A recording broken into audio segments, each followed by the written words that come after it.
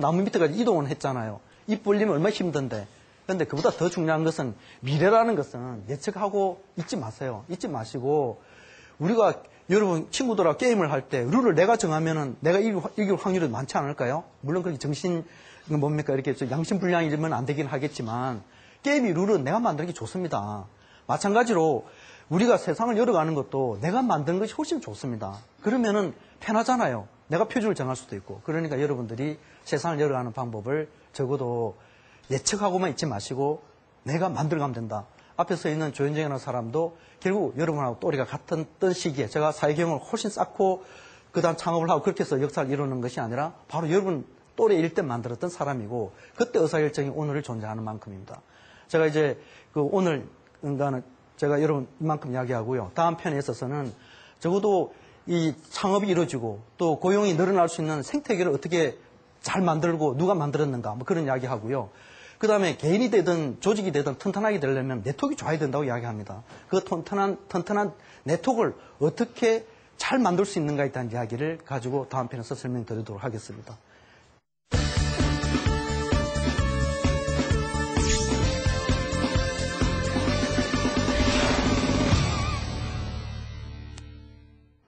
그럼 지금부터는 여러분들께서 궁금해하시는 점들을 질의응답을 통해서 함께하시는 순서 갖도록 하겠는데요. 질문이 있으신 분들은 손을 들어주십시오. 분명 지금까지 그 사업을 해오시면서 위기도 있었을 텐데요. 어떠한 마음 자세로 그 위기를 극복했는지 그것이 알고 싶습니다. 저는요, 어릴 때 원체 이제 부잣집 아들이 집안이 망해가지고 학교를 못 다닐 만큼 바다생활을 해서 그러는지 잘 모르겠는데 저는 스트레스가 없어요. 그러니까는 기업을 경영하다 보면 당연히 그 질문하셨듯이 위기도 있었을 겁니다, 아마. 그런데 그런 것들이 스트레스성으로 받아서 위기다, 문제다, 이렇게 해서 문제를 풀어가는 것이 아니라 그거 해결될 수 있을 것이다 라는 전제하에서 문제를 풀어가다 보니까 위기도 위기 같지 않았고 그 다음 스트레스도 스트레스 같지 않았던 것 같아요. 그래서 여러분들이 조금은 자기 마인드 컨트롤이 필요한 것 같은데 그런데 여러분들이 보면 조그만 일 갖고 스트레스다 그러고 스스로 선언하는 거예요. 그건 스트레스 아닌데 스스로 막 주문하는 것 같아요. 나 스트레스 쌓이라고 그러면서. 여러분들은 스트레스에 대해서 자유로워져야 될 겁니다, 아마. 그러다면 얼굴도 밝아질 거고요. 제가 그래도 회사를 차려가지고 방금 질문했던 27년 동안에 별의별 우여곡절이 많았을 텐데 얼굴이 그래도 좀 뭔가 깨째째하고 뭔가 좀 어두워 보이고 이러지는 않잖아요. 그런 이유가 어디 있겠어요. 그럼 결국은 답은 위기를 생각하지 않고 그다음 문제가 있어도 문제를 생각하지 않고 그런 어떤 시기든 해결하는 의도를 갖다 보니까 전혀 기억에도 안 날 만큼 못 느끼는 거죠. 그게 더 좋은 생각 같아요. 네, 정말 대단하십니다. 현대인들은 스트레스의 천국에서 살고 있다고 해도 과언이 아닐 텐데요. 이렇게 스트레스를 기회로 생각하시는 조현정 대표님 정말 대단하신 것 같습니다. 그럼 이어서 다음 질문 받도록 하겠습니다. 질문이 있으시면 과감하게 손을 들어주십시오. 대표님께서 스펙보다는 전문 스킬을 강조하셨는데 그렇다면 스펙이 좋지 않은 취업 준비생의 경우에는 자신의 전문 스킬을 어떻게 기업 측에 어필할 수 있고 또 경영자 입장에서는 어떤 방법으로 그걸 판단하는지 그걸 알고 싶습니다. 법학과인 경우는 이제 스킬 위주로 되어 있지 않기 때문에 딱 들어맞는 이야기는 아닐 겁니다, 아마. 근데 주로 이제 이공계 계통으로 말씀드리자면 그러하고요. 그 다음에 이제 보통의 이제 기업 규모마다 다 차이가 나지만 우리 회사만 하더라도 보면은 입사 지원서를 내고 인터뷰를 할 때 영어 성적 몇 점이야, 학교 평점이 얼마야, 이거 묻지 않아요. 대부분에서 묻지를 않습니다. 그런데 여러분 그걸 또 열심히 준비해서 나타나는데요. 예를 들면 우리 회사가 그러니까 회의에도 이제 우리가 지사가 있는데 거기에 우리 엔지니어를 보낼 때면 영어 잘하는 사람 순으로 보내지 않아요. 그런데 영어 한마디도 못하는 사람과 유학 갔다 온 영어 잘하는 사람과 뭉쳐서 팀으로 보냅니다. 보내면 한 1년쯤 지나면은요, 유학 갔다 온 사람 출소시키고 1년 사이 이 사람 영어 잘해요. 그러고 현지에서 왜냐면 유학 갔다 온 이 사람을 현지에 앉히려고 보낸 것이 아니라 다른 사람 앉히려고 보냈는데 이 사람이 그 자리에서 지금 지사장 업무를 잘 보고 있는 거죠. 벌써 7년째 근무하고 있는데도 있는데요.